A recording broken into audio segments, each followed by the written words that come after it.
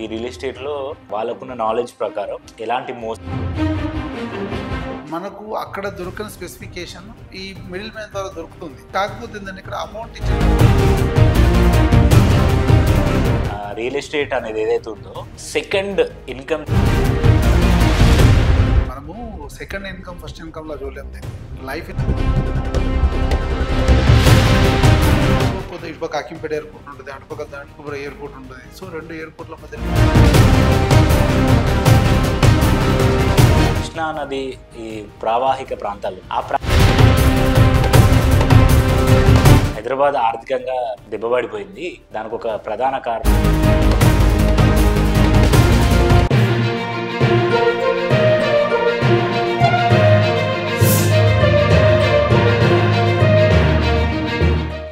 ఇంకో విషయం సార్, ఇప్పుడు రియల్ ఎస్టేట్ అనేది ఇంత డెవలప్ అయింది, ఎడ్యుకేటెడ్ పీపుల్ కూడా వచ్చి ఈ రియల్ ఎస్టేట్లో వాళ్ళకున్న నాలెడ్జ్ ప్రకారం ఎలాంటి మోసాలు అలాంటివి జరగకుండా చాలా క్రిస్టల్ క్లియర్గా ఒక ల్యాండ్ మీద ఇన్వెస్ట్ చేయడం అవచ్చు, ఒక ప్లాట్ సేల్ చేయడం అవచ్చు, ఇలాంటివన్నీ జరుగుతున్నాయి. వీటితో పాటు ఏం జరుగుతుందంటే హైదరాబాద్లో ఒక పెద్ద మోసం ఏం జరుగుతుందంటే, ఒక రెంటెడ్ హౌస్లో మనం ఉండాలని అనుకుంటే ఆన్లైన్లో కొట్టి చూస్తున్నాం. మనం ఊరంతా తిరిగే అంత టైం లేదు, అంత పేషెన్స్ లేదు ఎవరికి.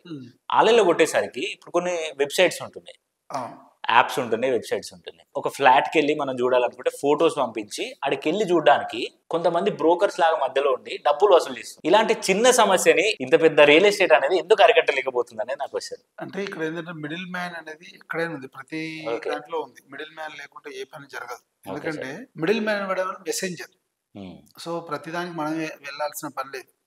ఇవాళ ఫుడ్ తీసుకోవాలంటే జొమాటో, స్విగ్గీ యాప్స్ వచ్చాయి. కూరగాయలు తెచ్చుకోవాలంటే బ్యాంకులో యాప్స్ వచ్చాయి. సో ఇక్కడ కూడా నో బ్రోకర్ లాంటి యాప్స్ ఉన్నాయి. బట్ ఏంటంటే మనకు అక్కడ దొరకని స్పెసిఫికేషన్ ఈ మిడిల్ మ్యాన్ ద్వారా దొరుకుతుంది. కాకపోతే ఏంటంటే ఇక్కడ అమౌంట్ ఇచ్చేటప్పుడు జాగ్రత్త. వాడు చూపించే ప్రాపర్టీ కరెక్ట్ ప్రాపర్టీ కాదా, ఆ తర్వాత వీడు జెన్యునా కాదా, ఈ మిడిల్ మ్యాన్ జెన్యుడా కాదా అనేది మనం చూడాలి. అది కూడా చూడకుండా కళ్ళు మూసుకున్నట్టుగా చేసేస్తా అంటే డెఫినెట్ గా మోసం జరుగుద్ది. మోసం జరగకుండా ఏ ఒక్క ఇండస్ట్రీ లేదు. ఇక్కడ ఏంటంటే నువ్వు స్పెసిఫిక్ గా ఇక్కడ ఉన్నటువంటి ఏ ప్రాపర్టీ అయితే నువ్వు చూడాలనుకుంటూ ఆ ప్రాపర్టీ కోసం నువ్వు వెళ్ళకపోయినా వీడియో కాల్, లైవ్ కాల్ ద్వారా నువ్వు చెక్ చేసుకునే అవకాశం ఉంటుంది. లేదా మన ద్వారా ఎవరినైనా రిప్రజెంటేటివ్ పంపించి చూసుకునే అవకాశం ఉంటుంది. అప్పుడు నువ్వు చేయొచ్చు. కానీ ముందే అమౌంట్ ఇచ్చినప్పుడు కొంతమంది జెన్యున్ గా ఉన్నారు, అందరు లేరు, ఒక్కరిద్దరు ఉంటారు. 1-2% కామన్ ఏ ఇండస్ట్రీలో అయినా. ఇక్కడ కూడా ఉండుంటారు. సో అలాంటి జరగడానికి తక్కువ అవకాశం ఉంది. Okay sir. అంటే ఒక విషయం ఏంటంటే సార్, రియల్ ఎస్టేట్ అనేది ఏదైతే ఉందో సెకండ్ ఇన్కమ్ జనరేటర్ ఏదైనా ఉంది అని అంటే ఇండియాలో అది ఖచ్చితంగా రియల్ ఎస్టేట్ అని నేను విన్నాను సార్. దాంట్లో ఎంతవరకు నిజం? మనము సెకండ్ ఇన్కమ్ ఫస్ట్ ఇన్కమ్ లా చూడలేము దీన్ని. లైఫ్ ఇన్వెస్ట్మెంట్ ఇది, లైఫ్ ఇన్కమ్ ఇది.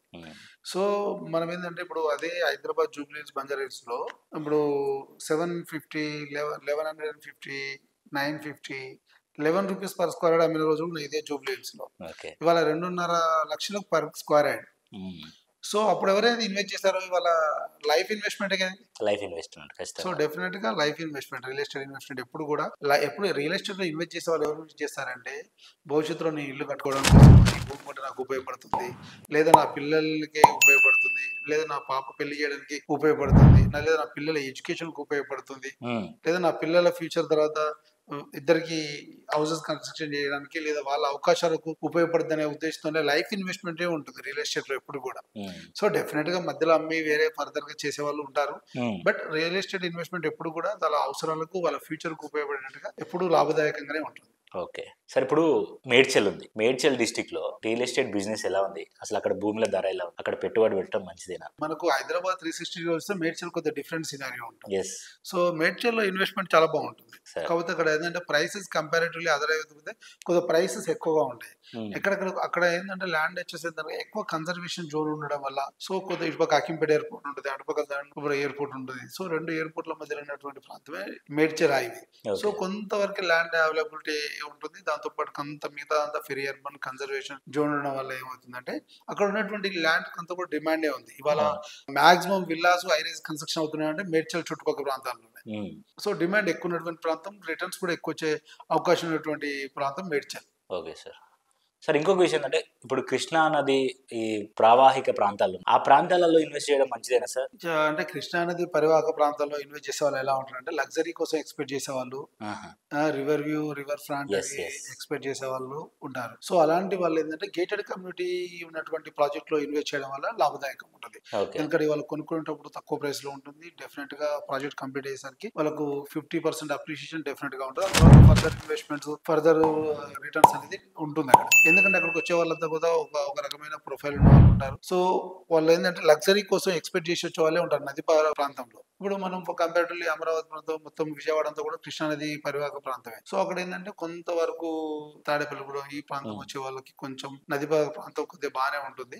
కాకపోతే గేటెడ్ కమ్యూనిటీలో ఇన్వెస్ట్ చేయడం వల్ల డిమాండ్ ఉంటుంది అక్కడ ఓకే సార్ నది ప్రాంతంలో. Okay sir. అండ్ ఇంకొక విషయం నేను వింటున్నా ఏంటంటే సార్, హైదరాబాద్ ఆర్థికంగా దెబ్బపడిపోయింది, దానికి ఒక ప్రధాన కారణం ఈ హైడ్రా అని ఒక వార్త వింటున్నాను సార్ నేను. దాంట్లో ఎంతవరకు నిజం ఉంది సార్? అంటే హైడ్రా కొంతవరకు ఇంపాక్ట్ ఉంది, రియల్ ఎస్టేట్ మీద హైడ్రా ఇంపాక్ట్ డెఫినెట్ గా ఉంది. మనకు హైడ్రాని డిజాస్టర్ మేనేజ్మెంట్ గా తీసుకొచ్చింది ఇవ్వాలే, కానీ హైడ్రాలో ఉన్న కండిషన్స్ అని ఎప్పటి నుంచో ఉన్నటువంటి కండిషన్స్, బఫర్ జోన్స్ కానీ లేదా ఎఫ్టిఎల్ ల్యాండ్స్ కానీ, రివర్ ప్రక్కన ఉన్నటువంటి మూసీ పరివాహక ప్రాంతంలో ఉన్నటువంటి ల్యాండ్స్ అంతా కూడా ఎప్పుడో మార్కింగ్ అయి ఉన్నాయి. బట్ అంటే మన వాళ్ళు వాటిని ఓవర్కమ్ చేసి వాటిని దాటేసి వెళ్ళి మన వాళ్ళు కన్స్ట్రక్షన్ చేస్తున్నారు. దానివల్ల హైడ్రా వల్ల కొంతమంది సగటు ఇన్వెస్టర్ మనసులో కొంచెం భయం అయితే ఉంది. బట్ దాని గురించి భయపడాల్సిన అవసరం లేదు. ఎక్కడైతే అప్రూవ్డ్ లేఅవుట్స్ కానీ అప్రూవ్డ్ ప్రాజెక్ట్స్ లో కానీ ఇన్వెస్ట్ చేసే వాళ్ళకి అటువంటి ఇబ్బందులు ఉండవు. ఎందుకంటే అప్రూవ్డ్ ప్రాజెక్ట్ లో ఎప్పుడైతే అప్రూవ్స్ వస్తున్నాయో ఆ టైంలోనే ఇవన్నీ చెక్ చేస్తారు. సో కొంతవరకు ఇబ్బంది ఏం లేదు. ఇప్పుడు ఆల్రెడీ హైడ్రా కూడా అనౌన్స్ చేసింది, హెచ్ఎండి కూడా వాటి మీద ఒక క్లారిటీ ఇచ్చేసింది ఆల్రెడీ. కాకపోతే హైడ్రా వల్ల కొంతవరకు హైదరాబాద్ మార్కెట్ లో కొద్దిగా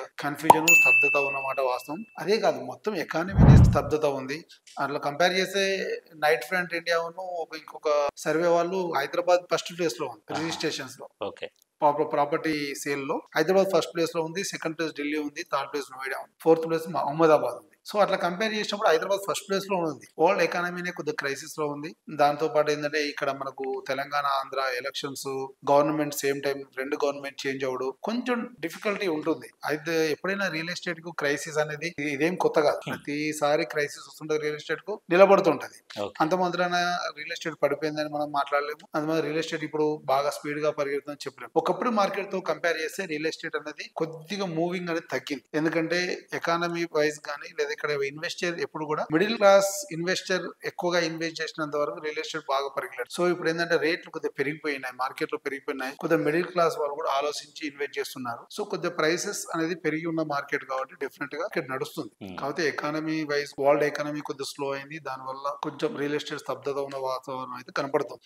అంత మాత్రం రియల్ ఎస్టేట్ హైదరాబాద్ లో పడిపోయింది. ఎందుకంటే గ్లోబల్ సిటీ హైదరాబాద్ అని ఇవాళ కంపెనీస్ హైదరాబాద్ కు ఇవాళ ఏఐసిటీ ద్వారా చాలా కంపెనీస్ మార్కెట్ లోకి వచ్చాయి. మనకు స్కిల్ డెవలప్మెంట్ యూనివర్సిటీ వచ్చింది. సో ఇట్లా చెప్పుకుంటూ పోతే ఫార్మా కంపెనీలు వస్తున్నాయి. ఇప్పుడు గచ్చిబౌలి ప్రాంతంలో హైరైజ్ కంపెనీస్ వచ్చి కన్స్ట్రక్షన్ చేస్తున్నాయంటే డిమాండ్ ఉంది కాబట్టి సప్లై చేయగలుగుతున్నారు. సో డెఫినెట్ గా హైదరాబాద్ మార్కెట్ కి ఏం కాదు, రేట్లు ఏం పడిపోవు. కాకపోతే ఏంటంటే ఎవరైతే ఇన్వెస్ట్ చేస్తున్నారో ఆ కన్స్ట్రక్షన్ కంపెనీ కానీ లేదా ఓపెన్ ఫ్లాట్ కంపెనీ ఎవరైతే ఉన్నారో వాళ్ళ ప్రాఫిట్ లో ఎంతో కొంత తగ్గించుకునే అవకాశం ఉండి వాళ్ళ ప్రాఫిట్ నమ్ముతున్నారే తప్ప ఓవరాల్ మార్కెట్ లో రేట్లు పడిపోయే అవకాశం అయితే లేదు. Okay sir.